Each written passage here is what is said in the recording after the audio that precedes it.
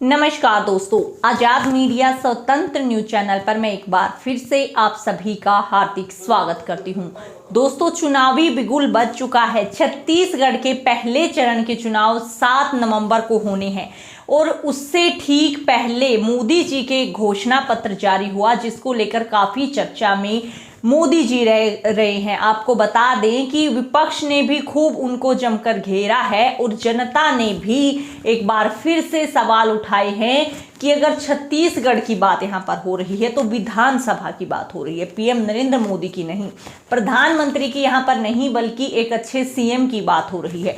घोषणा पत्र जारी किया गया। दोस्तों, आप स्क्रीन पर देख सकते हैं, घोषणा पत्र पर भी प्रधानमंत्री नरेंद्र मोदी जी के सिग्नेचर पाए गए, जिसको लेकर सुप्रिया श्रीनेत ने भी जमकर जो है मोदी सरकार को घेरा है कि जेपी नड्डा जो पार्टी अध्यक्ष हैं या फिर सीएम या जो छत्तीसगढ़ में आने वाले सीएम होंगे, अगर बीजेपी जीतती है तो उनकी क्या भूमिका रह गई जब ये काम भी पीएम नरेंद्र मोदी जी करेंगे। दोस्तों, आपने देखा होगा हर चीज का क्रेडिट लेने में हमारे प्रधानमंत्री जी माहिर हैं। भले ही रेल का उद्घाटन करना हो, रेल मंत्री को कोई अवसर नहीं दिया जाता, तो फिर अब विधानसभा इलेक्शन भी जो है पीएम मोदी के अंडर हो रही हैं। आपको पता है पिछली जो 2 प्लान्स थी उसमें मोदी चेहरे पर ही जो है बीजेपी सरकार जो है राज्यों में बनाती आई है।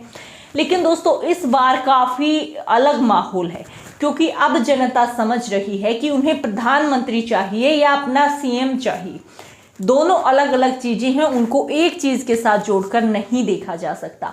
और जिस प्रकार से बीजेपी पर विपक्ष का वार हुआ है, दोस्तों आपको बता दें, विपक्ष ने जमकर घेरा है कि क्या नरेंद्र मोदी जी ही पूरी बीजेपी है, अपने सिवा वो किसी और को तवज्जो नहीं देते हैं। इसका खामियाजा जो है उन्हें राज्यों में भुगतना पड़ेगा। दोस्तों, सबसे पहले तो आप आज तक की ये रिपोर्ट जो है पूरे तरीके से देख सकते हैं कि आखिर क्या क्या घोषणाएं की गई हैं, उसके बारे में हम बाद में डिटेल से जानेंगे। स्क्रीन पर आप देख सकते हैं, छत्तीसगढ़ चुनाव में 500 रुपए में गैस सिलेंडर, 10 लाख तक इलाज फ्री, जाने बीजेपी की घोषणा पत्र की ये बड़ी बातें।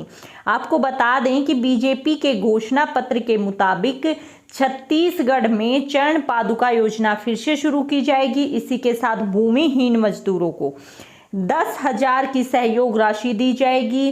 सीजीपीएससी में पारदर्शिता लाएंगे, ये परीक्षा भी यूपीएससी की तर्ज पर होगी। काफ़ी बड़ी बड़ी घोषणाएं जो हैं मोदी सरकार के द्वारा कर दी गई हैं।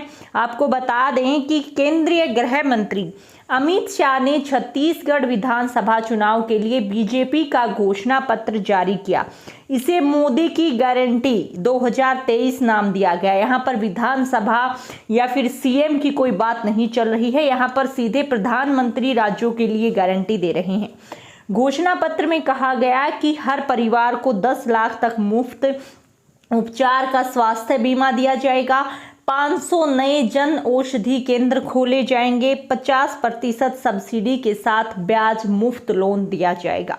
साथ ही 500 रुपए में गैस सिलेंडर मिलेगा। जी हां, आप देख सकते हैं, कांग्रेस के जो वायदे थे अब वो ही वायदे बीजेपी भी करने लगी है। 500 रुपए में गैस सिलेंडर आपने देखा किस प्रकार से वायदों के पुल बांधने लगी हैं राजनीतिक पार्टियां। जहां पर बीजेपी सरकार थी, बीजेपी सरकार ने महंगाइयां बढ़ाई, वहां पर कांग्रेस सरकार आई तो उन्होंने राहत दी। ऐसा जो प्रोपेगेंडा चल रहा था उसे अब बीजेपी फॉलो कर रही है। जी हां, आपको बता दें कि सिलेंडर को 400 से 1100 पहुंचाने वाली बीजेपी सरकार अब ये वायदा कर रही है कि हम 500 रुपए में सिलेंडर देंगे, क्योंकि राजनीति है, चुनाव है, वोट चाहिए। ऐसा माहौल देश में बन गया है, सिर्फ और सिर्फ चुनाव इतने महत्वपूर्ण बन गए हैं। इस पूरे मामले पर सुप्रिया श्रीनेत ने भी मोदी सरकार को घेरा है, क्योंकि जो घोषणा पत्र बीजेपी का जारी हुआ उसमें ना तो किसी पार्टी अध्यक्ष, ना किसी छत्तीसगढ़ से संबंधित सीएम पद के उम्मीदवार या फिर कोई ऐसा व्यक्ति जो छत्तीसगढ़ चुनाव में अहम भूमिका निभा रहा है, किसी का कोई जिक्र नहीं था। वो आप स्क्रीन पर देख ही पा रहे हैं। अब आप सुप्रिया श्रीनेत के द्वारा एक वीडियो भी पोस्ट की गई है, वो भी देख सकते हैं। आज छत्तीसगढ़ में भारतीय जनता पार्टी ने अपना घोषणा पत्र लॉन्च किया। एक चीज बड़ी इसमें रोचक रही, उस घोषणा पत्र का नाम मोदी की गारंटी दिया गया है। और यही नहीं, मोदी जी ने अपनी गारंटी को बकायदा साइन करके निकाला है। ये जो घोषणा पत्र है ये प्रधानमंत्री के सिग्नेचर के साथ आया है।